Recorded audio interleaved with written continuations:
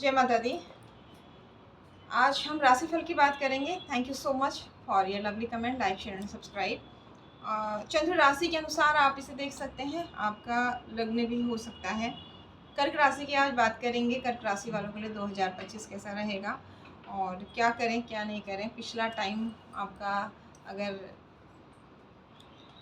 Match हो रहा है तो आगे का फलादेश भी आपके साथ लागू होगा। फाइनल के लिए तो आपकी दशा अंतर्दशा और आपकी कुंडली में इन ग्रहों की स्थिति बताती है, लेकिन अगर एवरेज रूप से कहें 50-60% आपका गोचर, स्पेशली शनि का गोचर बहुत ज़्यादा प्रभावित आपको करते हैं। कर्क राशि वालों के लिए बहुत ही टफ टाइम था, बहुत ज़्यादा मुश्किल टाइम था। स्पेशली 2.5 साल से तो था ही, लेकिन पिछला कुछ समय, कुछ महीनों की अगर बात करें तो ये बहुत ही मुश्किल था। आपके लाइफ पार्टनर को लेकर, आपके बिजनेस को लेकर, आपके पारिवारिक जीवन को लेकर, आपकी सेविंग्स को लेकर, आपकी वाणी को लेकर इतने उतार चढ़ाव जीवन में आए कि आपकी वाणी में भी बहुत ज़्यादा कटुता आई होगी। अगर आप सही रास्ते पर थे, धर्म के रास्ते पर थे और आप बहुत पीड़ाएं सह रहे थे, उपाय करते हुए, धर्म कर्म करते हुए आगे बढ़ रहे थे, तो यकीनन अब जब 29 मार्च से आपकी अष्टम ढैया जो होती है ना, सबसे खतरनाक होती है। अगर बर्थ चार्ट में शनि अच्छे ना हो तो और ज़्यादा खतरनाक ये आपके लिए हो जाती है। अगर आप सही रास्ते पर थे तो शनि अब धैर्य रखिए, 29 मार्च के बाद आपको बहुत स्पेशल देने वाले हैं। अभी गुरु भले ही आपका बचाव कर रहे हैं, लेकिन फिर भी गुरु की नीच दृष्टि आपके सप्तम भाव पर होती है। संतान को लेकर तो गुरु आपको मदद थोड़ा बहुत कर रहे हैं, एट प्रेजेंट तो वहाँ भी प्रॉब्लम है, क्योंकि पंचमेश आपके मंगल हैं और वो भी सपोर्ट नहीं कर रहे हैं। लेकिन आने वाले टाइम में आपके मार्च के बाद से बहुत अच्छा, जो भी तकलीफ आपको मिली हैं और आपने पिछले 12 सालों में या पास्ट लाइफ में जो भी बुरे कर्म करे थे, वो सब आपने चुकता कर दिए। लेकिन अगर आपने इधर उधर से कुछ करा करू के ज़बरदस्ती चीज़ों की छेड़खानी नहीं की है, तो बहुत ही अच्छा आपका टाइम होगा मई के बाद से। मार्च में आपकी अष्टम ढैया खत्म हो जाएगी। धीरे धीरे आपके जो विवाद थे आपके परिवार के साथ, आपके लाइफ पार्टनर के साथ, वो कम होंगे, अगर अगेन आपने गलत कर्मांश का साथ नहीं लिया है, संयोग नहीं लिया है इस समय में। तो नहीं तो ग्रह का गोचर तो इफेक्ट करेगा, लेकिन उतना नहीं देगा जितना उसे देना चाहिए। अगर आप विवाहित नहीं हैं तो विवाह का बहुत अच्छा इस समय आपका समय आएगा। 29 मार्च के बाद से ना 14 मई तक का जो समय होगा, 29 मार्च से 14 मई के बीच में आप थोड़ा सोच समझ के आगे बढ़िएगा। अगर कोई विवाह प्रस्ताव आ रहा है या कोई किसी के साथ पार्टनरशिप में बिजनेस कर रहे हैं, तो इस समय में, क्योंकि शनि राहु एक साथ आपके होंगे 9th हाउस में, तो लाइफ पार्टनर, बिजनेस पार्टनर का स्वामी आपके भाग्य के स्थान में, उनके द्वारा भाग्य उदय तो होगा, क्योंकि राहु भी साथ में बैठा है, तो कहीं ना कहीं कुछ धोखा भी हो सकता है। आपके जब राहु अष्टम भाव में आ जाएंगे तो तब थोड़ा सा आपको ज़्यादा अच्छा टाइम रहेगा। तो मई में आपके गुरु जो हैं ये 12th हाउस में चले जाएंगे और कुल मिलाकर के मई से आपका टाइम बहुत अच्छा होगा विवाह के लिए या पार्टनरशिप के लिए, कोई नया काम कर रहे हैं बिजनेस के लिए। और जो पारिवारिक विवाद थे आपके शनि के कारण यहाँ नियंत्रित होंगे, लेकिन फिर भी कुछ मिसअंडरस्टैंडिंग रह जाएंगे, क्योंकि राहु आपके 9वें भाव से अष्टम भाव में आ जाएंगे और वहाँ से वाणी स्थान पर आपके राहु केतु का प्रभाव होगा। और अगर बर्थ चार्ट में सूर्य अच्छे हैं, कोई शुभ ग्रह की दृष्टि है, तो फिर ज़्यादा दिक्कत नहीं होगी। लेकिन जब जब सूर्य पीड़ित होंगे, आपके सूर्य भी राहु केतु के प्रभाव में आएंगे, तब तब आप पर झूठे आरोप लगेंगे, कुछ कन्फ्यूज़न होंगे, कुछ विवाद होंगे, कुछ हिडन चीज़ें आपको परेशान, स्वास्थ्य को लेकर भी कर सकती है। परेशानी होगी नहीं, डायग्नोज नहीं होगी और आपको महसूस होगी। लेकिन जो बहुत मुश्किल समय था, अगर आप अपने, बहुत सारे लोगों के इस समय में अलगाव भी हुए हैं। और अगर मैरिड लाइफ की बात करें तो बिजनेस पार्टनर्स रहे, उनमें भी प्रॉब्लम्स आई, लेकिन वो सारी प्रॉब्लम्स आपकी 29 मार्च के बाद से कंट्रोल में होते होते ठीक हो जाएंगे। अब उल्टा उनके द्वारा आपका भाग्योदय होगा। कुछ ऐसा होगा कि आपके लाइफ पार्टनर, आपके बिजनेस पार्टनर के द्वारा ही आपका भाग्योदय होगा। तो यानी कि आपके लिए बहुत ही राहत वाला समय ये आ रहा है, इसका लाभ लीजिए। गुरु भी आपको वक्री मार्गी होते हुए जब 12वें हैं तो भी अच्छा रिजल्ट देंगे, और जब लग्न में आएंगे तो भी आपको अच्छे रिजल्ट गुरु देने वाले हैं। कार्ड्स क्या कहते हैं ये देख लेते हैं। कुल मिलाकर के आपके लिए साल कुछ अच्छा लेकर के आ रहा है और मार्च तक आपको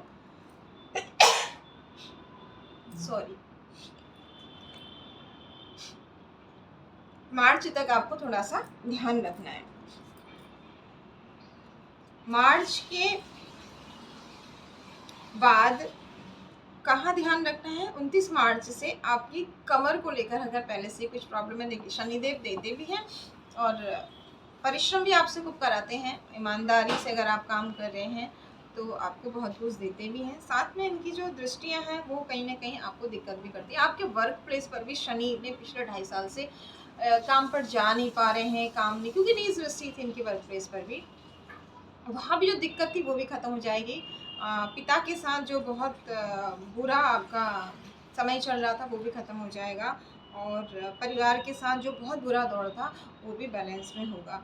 लेकिन जैसे ही ये 29 मार्च से आपके 9th हाउस में आएंगे तो आपको कमर को लेकर थोड़ा सा, अगर पहले से कमर संबंधित कोई रोग है तो मार्च से मई तक का जो टाइम है यहाँ पर आपको सावधानी रखनी चाहिए। छोटे भाई बहनों के साथ या आपके हस्बैंड वाइफ के छोटे भाई बहन यानी आपकी साला साली, इनके साथ भी थोड़ा सा रिश्तों को लेकर आपको सावधानी रखनी है। लेकिन आपके खुद के लिए, आपकी नौकरी के हैं, व्यवसाय के हैं, पर्सनल लाइफ के हैं, प्रोफेशनल लाइफ के हैं, धन की स्थिति के हैं, उन सब चीज़ों के लिए शनि आपको अच्छे रिजल्ट दे रहे हैं। तो आपको यहाँ पर उपायों की बात करें तो हनुमान जी की आराधना करते रहें या जिस भी धर्म में वो आप मानते हैं, अपने इष्ट से जुड़े रहें, साथ में ईमानदारी से आगे बढ़ें। परेशानियां आ रही हैं तो उनको सुलझाने के लिए सात्विक रास्ते अपनाएं तो यकीनन आपको बहुत अच्छा लाभ मिलेगा।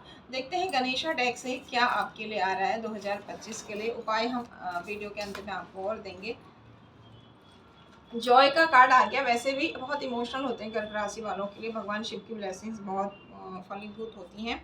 जॉय होगा आपकी लाइफ में और आप एनर्जेटिक फील करेंगे। आप जैसे अभी तक कैसा हो रहा था ना, अष्टम शनि, ऐसा भी बहुत बार होता है जब शनि आपके बर्थ चार्ट में अच्छे नहीं है और अष्टम शनि की रहिया चल रही है, किसी ने कुछ कर दिया, बांध दिया, इसने कर दिया, उसने कर दिया और इन चक्करों में पड़ के आप फंस जाते हैं। तो ऐसी स्थितियां भी सम टाइम हुई होंगी कि डॉक्टर डायग्नोज नहीं कर पा रहे हैं, रिश्ते बैलेंस नहीं हो पा रहे हैं, तो आपका और परिवार में मतभेद है तो परिवार के प्रति उंगली उठना कि इस फैमिली मेम्बर्स ने ऐसा कर दिया, उसने वैसा कर दिया, दूसरों पर ब्लेम करना, तो ये सारी चीज़ें ख़त्म हो रही है। और आपको जो ना ऐसा लग रहा था कि अष्टम ढैया की वजह से जिनके बर्थ चार्ट में शनि अच्छे नहीं थे, उनका नहा एक आध रूटीन नहीं था, एक प्रॉपर परिवार के साथ, हस्बैंड वाइफ के साथ प्रॉपर कम्युनिकेशन नहीं था, तो उन्हें ऐसा लग रहा था कि किसी ने उन्हें बांध दिया है। इसलिए आपसे कहते हैं कि अगर कुछ प्रॉब्लम हो रही है ना, पहले कुंडली चेक कराइए। अगर कुंडली में सब कुछ ठीक है तब आप सोचिए कि कुछ है और उसके लिए भी भगवान की शरण में जाइए। लेकिन अगर आप बिना कुंडली दिखाए इन चक्करों में पड़ते हैं तो फिर और ज़्यादा समस्या होती है। तो अब आप जो बंधा हुआ सा फील कर रहे थे ना, आप अपने आप को ऊर्जा से भरपूर महसूस करेंगे, कुछ धर्म कर्म के काम भी करेंगे, धार्मिक यात्राएं भी होंगी। 12th हाउस के गुरु और 9th हाउस के शनि आपको धर्म कर्म के प्रति, यात्राओं से, इन सब चीज़ों से, लाइफ पार्टनर, बिजनेस पार्टनर से लाभ मिलेगा और आपको ऐसा लगेगा कि आप आनंद महसूस कर रहे हैं और अपने आप को ऊर्जा से भरपूर महसूस कर रहे हैं। स्पिरिचुअल प्रैक्टिस, लेकिन यहाँ पर यूनिवर्स कह रहे हैं ना, जब भी बुरा समय ख़त्म होकर अच्छा समय आता है तो हमें उड़ना नहीं चाहिए। तो इस वक्त में जो पिछले तकलीफ के टाइम में आपने भगवान कुछ उपायों के तौर पर कुछ अच्छे काम किए, कुछ पूजा पाठ उपाय के तौर पर करी, तो अभी भी जैसे आपसे कहा ना कि शनि राहु की युति जब रहेगी और जब अष्टम राहु रहेंगे तो कुछ ना कुछ बाधाएं थोड़ा बहुत आपको महसूस होंगी। तो उस वक्त में इन नेगेटिविटीज़ को, एक भ्रम जाल, यहाँ पर राहु आपके 2 3 4 5 12th हाउस को देखेंगे, 7th हाउस को देखेंगे, मन पर आपके नेगेटिव इफेक्ट डालेंगे। तो इन भ्रम को, इन जो थोड़ी सी नेगेटिविटी ऐसी है कि जो आपके जॉय वाले चीज़ों को कम कर रही है, इसके लिए अध्यात्म से जुड़े रहिए, उस चीज़ को मत छोड़िए, यहाँ पर यूनिवर्स कह रहे हैं। और रिलैक्स रहिए, मून मेडिटेशन कीजिए। चंद्रमा और भगवान शिव वैसे भी आपको बहुत लाभ देते हैं। प्रायोरिटीज़ का कार्ड कहता है कि आपको चुनना होगा कि क्या ज़रूरी है। अभी शादी ज़रूरी है या नौकरी ज़रूरी है, परिवार ज़रूरी, अगर घर पर रह के ही काम करना ज़रूरी है या घर से बाहर जाकर, तो आपको चुनना होगा और इसके लिए गुरु आपको गाइड करेंगे। ठीक है, नेक्स्ट है 2 नंबर का card. Equal give and take की एनर्जी में रहिए, लोगों को प्रोटेक्ट करेंगे, लोगों को प्यार करेंगे तो आपको भी मिलेगा। यानी कि शनिदेव कह रहे हैं, जैसे आपसे पहले भी कहा ना कि पिछले 2.5 सालों में आपने ईमानदारी रखी, तो फिर यकीनन ये बहुत अच्छा देने वाले हैं, जो देंगे वो मिलेगा। रिफ्लेक्शन का कार्ड आ गया है। दूसरे डेक से भी हम लेते हैं और गाइडेंस भी लेते हैं कि क्या है। आपके काम बहुत ज़्यादा बनने वाले हैं वैसे, ओके। इमोशनली बैलेंस होंगे, सनी ग्रोथ देंगे। अगर भगवान पर सब कुछ छोड़ देंगे, कर्म करते हुए ज़्यादा अपना दिमाग नहीं लगाएंगे, क्योंकि राहु आपको भटकाएगा, आलतू फालतू चीज़ों में दिमाग नहीं लगाएंगे, सही जगह लगाएंगे, तो फिर ये जो एनर्जी, शुक्र की जो नेगेटिव एनर्जी थी, तो आपको पर्सनल लाइफ में प्रॉब्लम्स क्रिएट हो रही थी, वो ख़त्म होंगी और आपकी ग्रोथ होगी। यहाँ पर ये कार्ड्स भी आ रहा है, अगर प्रॉपर्टी नहीं बन पा रही थी अभी तक, तो उसके भी अच्छे लाभ आपको मिलेंगे। और थोड़ा बहुत राहु आपको कोशिश करेंगे, तो माँ से संबंध अच्छे रखें। माँ समान महिलाएं, बड़ी महिलाएं जो भी हैं, उनके साथ अटैच रहें और मून मेडिटेशन करें। अगेन कंफर्मेशन, राहु की रेमेडीज ज़रूर करें। राहु आपके मन को डिस्टर्ब कर सकते हैं। सूर्य, जो चीज़ें आपको वहाँ पर आई वही, किसी तरह का धोखा आपके साथ हो सकता है। जो टाइम आपको बताया उस टाइम पर विशेष ध्यान रखिए। धोखे की एनर्जी यहाँ पर कार्ड्स दे रहे हैं, लेकिन फाइनली न्याय होगा। अगर आप सही सत्य के रास्ते पर हैं तो जीत आपकी होगी और आप इससे बाहर निकलेंगे। ठीक है, अपने लिए एक्शन लेंगे और सारी नेगेटिविटी को रिमूव करेंगे। जस्टिस और जजमेंट का कार्ड आ गया है, यानी कि आपकी लव लाइफ, मैरिड लाइफ को लेकर जो भी प्रॉब्लम्स चल रही थी, वहाँ पर अब यूनिवर्स आपको ब्लेस्ड करेंगे। इस नेगेटिव डबल मून की एनर्जी से बाहर निकलेंगे और धन की ग्रोथ होगी। कोई प्रेमी आपको आपकी लाइफ में आ सकता है, नया पार्टनर आ सकता है, लव लाइफ अच्छी हो सकती है। और माँ भगवती से जुड़े रहें तो फैमिली लाइफ जो डिस्टर्बेंस था यहाँ पर, अगर फैमिली लाइफ में डिस्टर्बेंस था तो वो ठीक होगा, बिजनेस में डिस्टर्बेंस था तो वो ठीक होगा। लेकिन ये कब होगा, यूनिवर्स की ब्लेसिंग्स आपको लेनी है। धन हानि जो बहुत ज़्यादा हुई थी, अब उसको ठीक करने के मौके मिलेंगे। तो ईमानदारी का रास्ता अगर आप चुनेंगे, निश्चित रूप से स्टार की एनर्जी में आएंगे। अगर प्लानिंग प्लॉटिंग की तरफ जाएंगे तो आपकी तरफ आते हुए ये ऑफर्स रुक जाएंगे। अगेन कंफर्मेशन है कि अगर आप ऑनेस्टली हार्डवर्क कर रहे हैं, अपने इष्ट से जुड़े हैं, धर्म से जुड़े हैं, तो आपकी ग्रोथ हो रही है। नहीं तो यहाँ फिर से आपकी married life, love life, personal life को लेकर, रिश्तों को लेकर के शुक्र बहुत ज़्यादा नेगेटिव इफेक्ट दे सकते हैं। तो आप शुक्र आपके उसमें बहुत अच्छे होते हैं, कारक होते हैं, चतुर्थेश और एकादशेश होते हैं। अगर बर्थ चार्ट में ये अच्छे हैं तो हमेशा इन्हें मजबूत करके रखें। लेकिन ये देख लें कहीं बर्थ चार्ट में शुक्र खराब है और आप डायमंड पहन रहे हैं कि कर्क लगने, कर्क राशि में तो शुक्र अच्छे होते हैं, तो ऐसा नहीं। उनकी प्लेसमेंट भी अच्छी होनी चाहिए, तभी आप रत्न धारण करें। अदरवाइज आप एक रोज कॉर्ड्स अपने पास में रख सकते हैं, इससे भी फायदा होगा। टोटली यहाँ पर आपसे कहा जा रहा है कि इक्वल गिव एंड टेक की एनर्जी में रहिए, प्यार दीजिए, प्यार मिलेगा, सम्मान दीजिए, सम्मान मिलेगा, और ईमानदार रहिए। निश्चित रूप से शनि आपने जो भी तकलीफें उठाई उनके बदले आपको अच्छा देंगे। कंफर्मेशन है कि धन की स्थिति में इम्प्रूव होगा। गाइडेंस ले लेते हैं। डिवाइन पावर कर्क राशि वालों के लिए क्या गाइडेंस है।